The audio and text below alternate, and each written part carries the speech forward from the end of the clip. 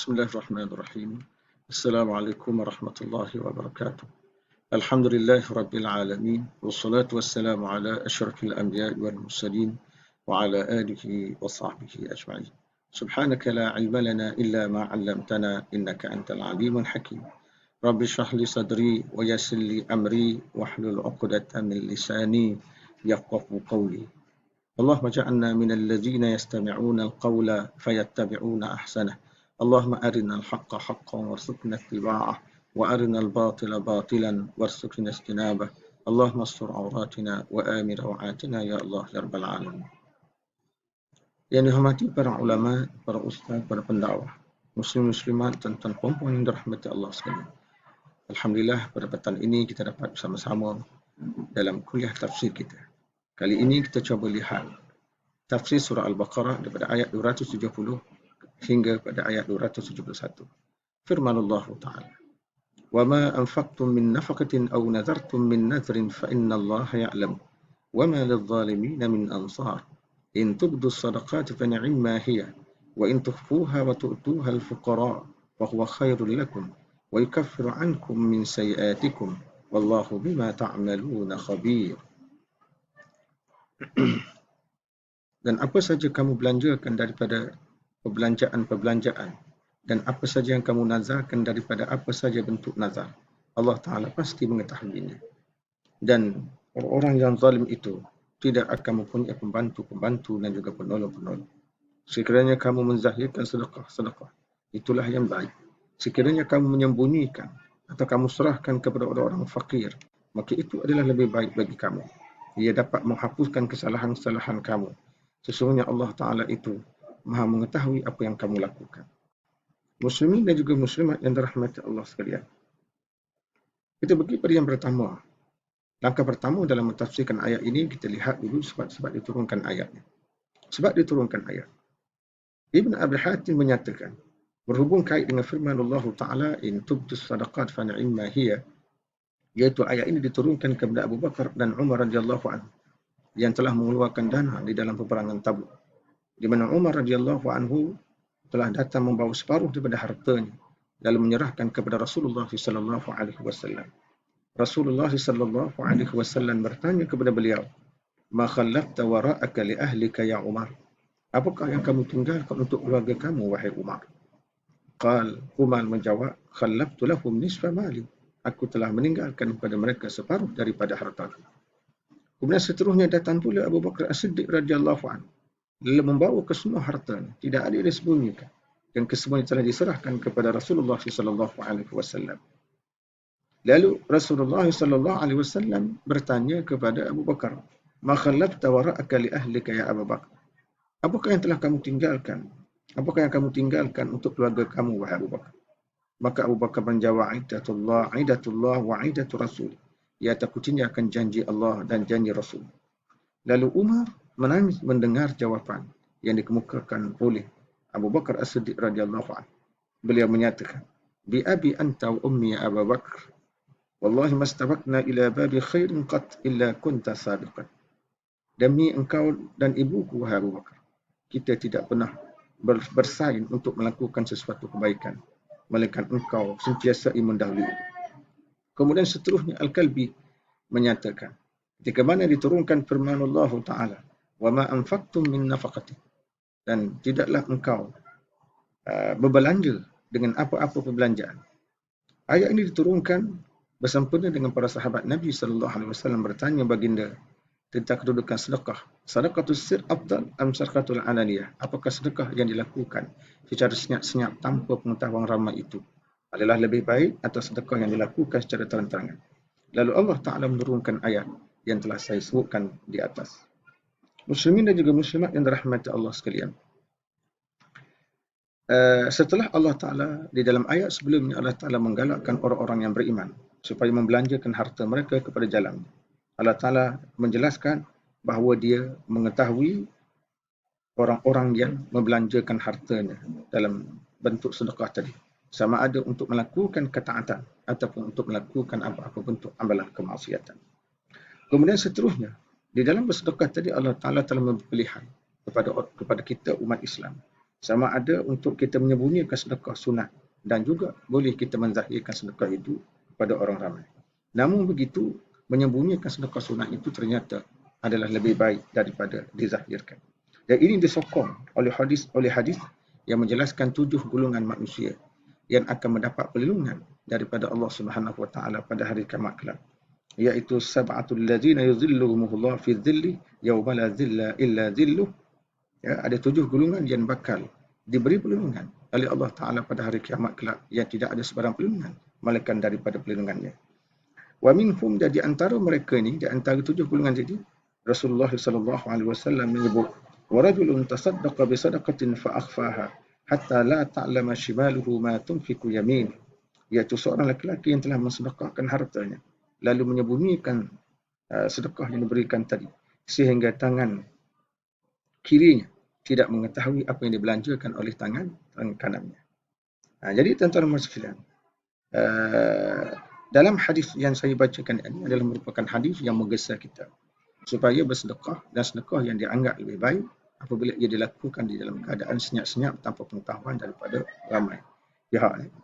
Tujuannya adalah untuk mengelakkan kita terlibat dengan riak. Tujuannya adalah untuk mengelakkan kita terlibat dengan riak. Muslimin dan juga muslimat yang dirahmati Allah sekalian. Orang-orang Arab banyaknya melakukan nazar. Orang Arab banyak melakukan nazar. Dan Allah Ta'ala telah menyebut 2 jenis nazar yang telah digunakan ataupun dilakukan oleh orang Arab. Iaitu yang dilakukan oleh seseorang secara sukarela ataupun disebut ma yaf'aluhu al-mar'u tabarru'an. Dan satu lagi wa ma yaf'aluhu nazaran ay bilzah, iaitu satu lagi yang dilakukan secara wajib ataupun diwajib atau disebut sebagai nazar wajib. Ya. Allah Ta'ala telah memberitahu kepada kita bahawa Dia adalah Tuhan yang maha mengetahui apa saja perbuatan yang kita lakukan yang merupa bentuk kebaikan, sama ada berbentuk nafkah ataupun berbentuk nazar. Semuanya Dia tahu. Walaupun mungkin ada di antara kita tidak tahu, tetapi kita tidak perlu runsing, kerana apa yang kita lakukan itu pasti diketahui oleh Allah Subhanahu wa taala. Dan Allah Taala akan membalas setiap seorang atas apa yang dia lakukan, sama ada yang dilakukan itu kebaikan ataupun dilakukan itu adalah keburukan. Di dalam ayat di atas terdapat janji baik dan juga janji ancaman keras daripada Allah Taala. Orang yang menunjukkan niat yang ikhlas, orang yang menunjukkan niat yang ikhlas, lalu dia membelanjakan hartanya untuk melakukan ketaatan kepada Allah Subhanahu wa taala, maka orang ini akan diberikan balasan pahala yang besar daripada sisinya. Sebaliknya, orang yang membelanjakan hartanya kerana riak atau menyertakan sedekah yang dikeluarkan itu dengan ungkit-ungkitan atau menyakitkan orang yang diberikan sedekah atau apa-apa saja perkataan yang tidak patut dikeluarkan kepada penerima sedekah tadi, fahuwa zalim, maka orang ini sebenarnya adalah termasuk dalam golongan orang-orang yang zalim. Dan sedekah yang dikeluarkan tadi akan berlalu pergi begitu sahaja, hancur berkecai, tidak mendatangkan apa-apa kebaikan.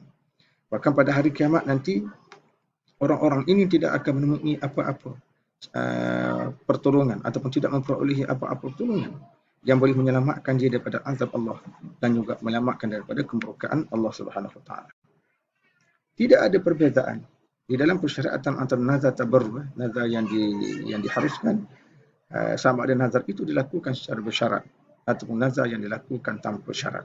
Contoh yang pertama, seseorang itu mengatakan, "Lillahi alayya an asuma atau atasaddaqa bikaza," iaitu wajib pada Allah Ta'ala. Wajib di sisi Allah Ta'ala, aku hendak berpuasa atau bersedekah sebanyak ini dan ini. Dan yang kedua, an yakul. Yang kedua iaitu apabila seseorang itu menyatakan, "Insyafallah maridi falillahi alayya an atasaddaqa bikaza." Sekiranya Allah Ta'ala menyembuhkan penyakitku, maka aku akan, demi Allah, aku akan bersedekah begini-begini. Ini 2 bentuk lafaz yang berkaitan dengan nazar. Ulama bersepakat, ya, ulama kita muslim-muslimat dan rahmat Allah sekalian telah bersepakat wajib menepati nazar untuk melakukan ketaatan. Artinya sesiapa sahaja di kalangan kita yang bernazar untuk melakukan sesuatu ketaatan, maka nazar itu wajib ditepati dan dipenuhi. Dan haram kita melakukan maksiat yang berbentuk nazar. Maknanya kalau seseorang itu bernazar untuk melakukan sesuatu kemaksiatan, maka haram dia menepati nazar itu.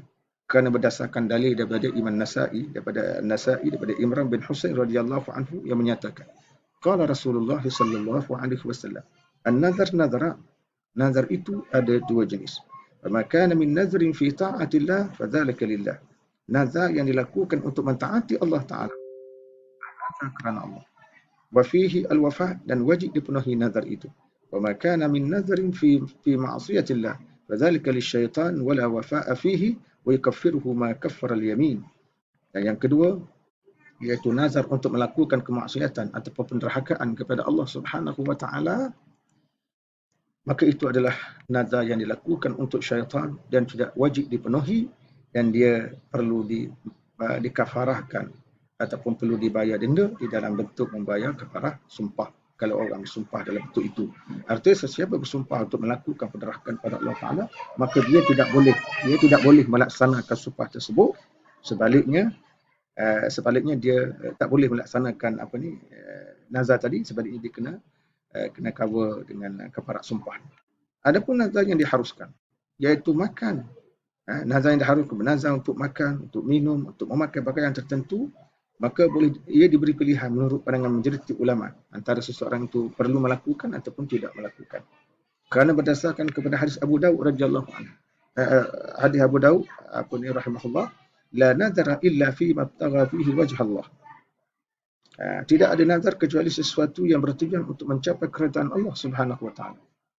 Kemudian bagi wanita, wa ammal mar'atu allati nazarat an tadriba ad-duf yawma qudubin nabi. Pernah berlaku di Madinah satu ketika dahulu Nabi kembali daripada satu medan peperangan, dan perempuan ini bernazar untuk memukul rebana di hadapan Nabi menyambut kedatangan ataupun kepulangan Nabi SAW. Maka apakah nazar seumpama ini dibolehkan? Muslimin dan juga muslimat yang dirahmati Allah sekalian, wanita yang bernazar untuk memukul gendang pada hari kedatangan Nabi SAW ataupun hari Nabi kembali ke Madinah, perkara itu telah diberitahu kepada Nabi SAW. Lalu Nabi SAW mengatakan, aufi binadharik, tepatilah nazar anda. Fa inna fi'laha sara min al-qur. Jadi maknanya perbuatan melaksanakan nazar tadi adalah termasuk sebahagian daripada perkara yang boleh mendekatkan diri kepada Allah Subhanahu wa taala. Li sururil muslimin bi qudumihi. Li sururil muslimin, sebab orang Islam pada masa itu memang begitu gembira dengan kepulangan Rasulullah SAW. Dan juga bertujuan untuk menimbulkan iradah, menimbulkan rasa lemah kepada orang-orang kafir, dan juga satu tamparan kepada orang-orang munafik. Majoriti ulama berpendapat dalam ayat 271 yang telah kita bacakan tadi, dia membicarakan soal sedekah sunat ataupun disebut sedekah tatawwu. Dan ini menjelaskan bahawa merahsiakan sedekah sunat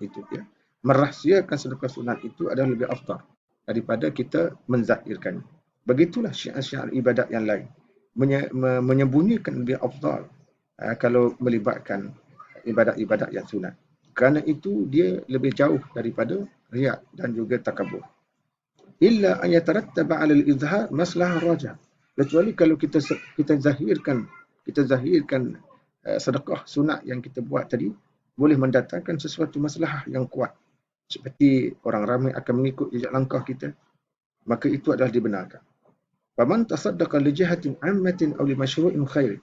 Orang-orang yang bersedekah kepada masyarakat awam atau kepada satu program kebaikan yang dibuat oleh kerajaan ataupun apa-apa urusan umum, maka tidak menjadi masalah sekiranya diisytiharkan sedekah yang dibuat itu atau ditunjukkan sedekah kepada khalayak ramai, ataupun dikongsikan sedekah itu dengan orang lain dan sebagainya, dengan tujuan untuk menggalakkan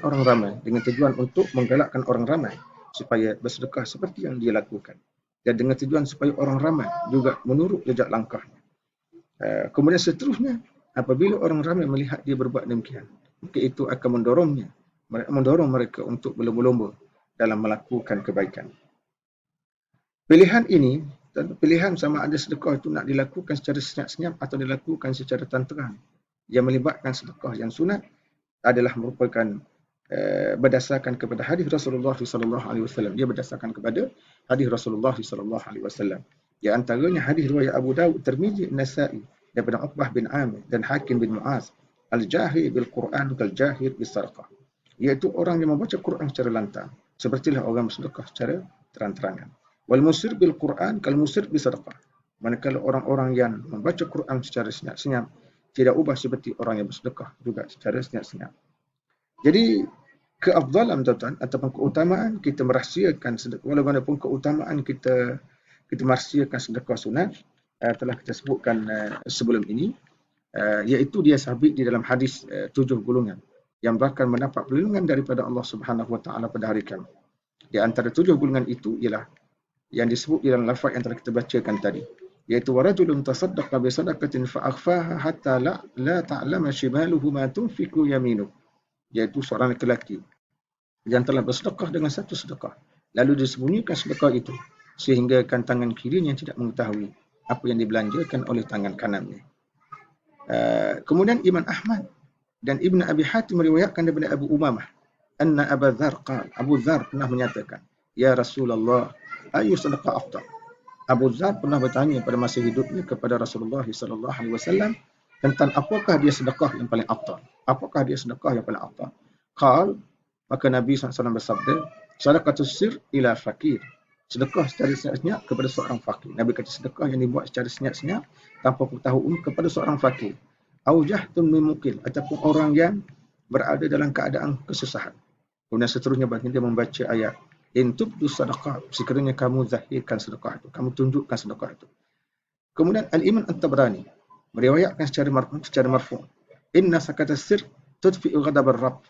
Sedekah yang dilakukan secara senyap itu boleh memadamkan kemarahan Tuhan.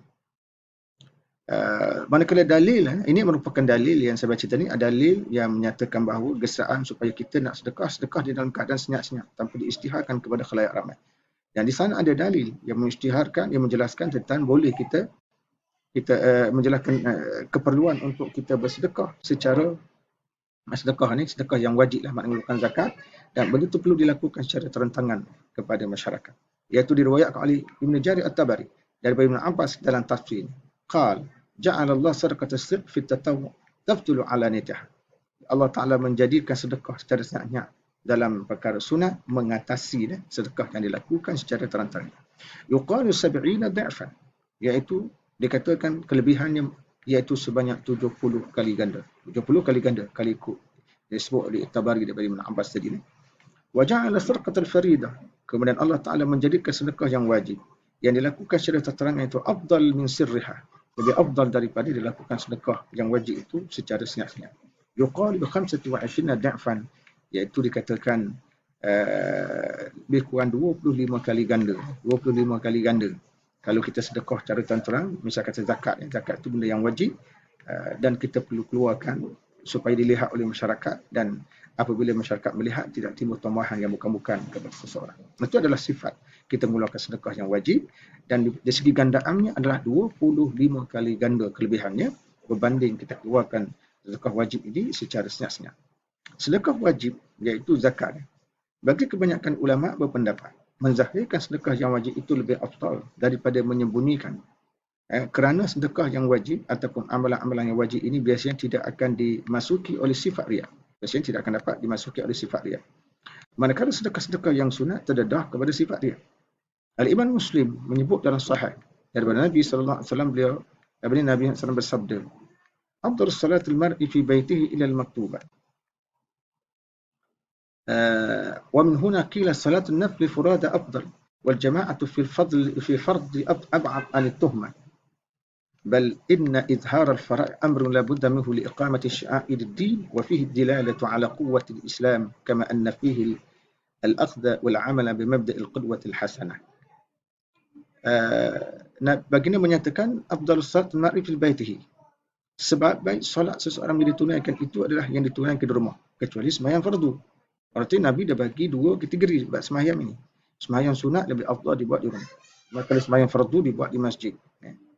Dari sini timbullah setengah ulama menyatakan sembahyang sunat itu dilakukan secara bersendirian adalah lebih afdal. Sembahyang sunat yang dilakukan secara bersendirian itu adalah lebih afdal. Manakala sembahyang berjamaah yang fardu dia perlu dilakukan secara terang-terangan, tujuannya supaya untuk mengelakkan tuhmahan dan tuduhan bukan-bukan masyarakat kepada yang berkenaan. Bahkan menzahirkan amalan fardu itu suatu perkara yang mesti dilakukan demi untuk menegakkan syiar agama. Dan dia juga membuktikan tentang kekuatan agama Islam itu sendiri. Sebagaimana juga dengan kita membelanjakan menzahirkan amalan-amalan fardu tadi, maka dia juga mengandungi ikutan kepada orang ramai untuk melakukan perbuatan-perbuatan yang dilakukan oleh seseorang. Muslimin dan juga muslimat yang dirahmati Allah sekalian. Apakah harus ataupun tidak kita mengeluarkan sedekah sunat kepada orang Islam ataupun orang kafir?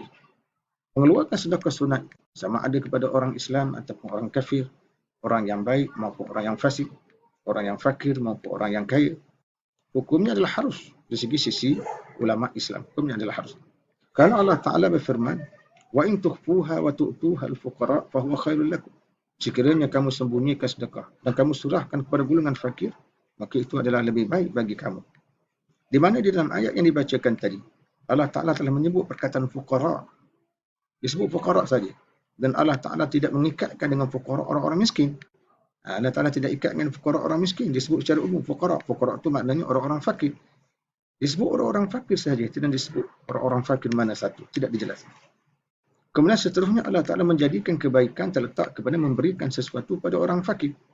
Kebaikan itu terletak pada kita berikan sesuatu pada orang fakir.